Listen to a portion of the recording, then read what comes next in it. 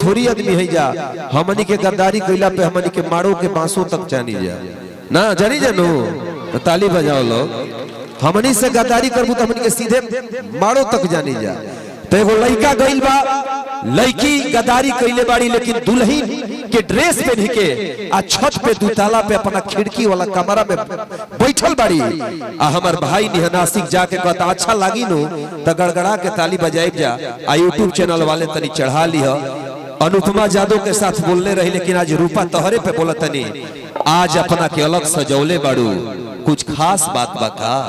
आज अपना के अलग सजौले बाड़ू, कुछ खास बात बा का? अरे अतना भाव से हमारा करीब आओ तारू, काहे आजे जुदाई वाला रात बा का? आज खुद के अलग सजौले बाड़ू, कुछ खास बात बा का?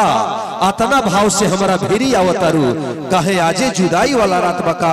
अरे पागल तोरा गीत, तोरा घर में आज गीत सोहर मंगल होता, कहीं कुछ खास बात बा का? ते कमरा से बार बार का झांकता रे, कहीं तोरे आवत बारात बा का? आ तोरा कमरा से खुशबू कुछ जानल पहचानल लागता, कहीं हमारे सूखल अभी तक रखल गुलाब बा का? रूपा जी आज भाइयों का प्यार है, मैं ये नहीं कहता, हमारे जिगर के वो दिल में रहे वाला कहीं हमारे छोटू बबुआ। आज रउआ सब कर सिबाद बा विक्की तिवारी के जो मन संचालन के क्वालिटी होला ये दुनिया से अलग होला। भरसक कोई होंगे अपने आप में, लेकिन हमको कोई नहीं बनना है। 10 गो भाई हमारे शायरी पे ताली बजा दे वाले विक्की तिवारी जी जई हैं। कहल गइल बा कि सिनुरिया आपके गदराई लिख लागेला, सुंदर शरीर के देख के अगराई लिख लागेला।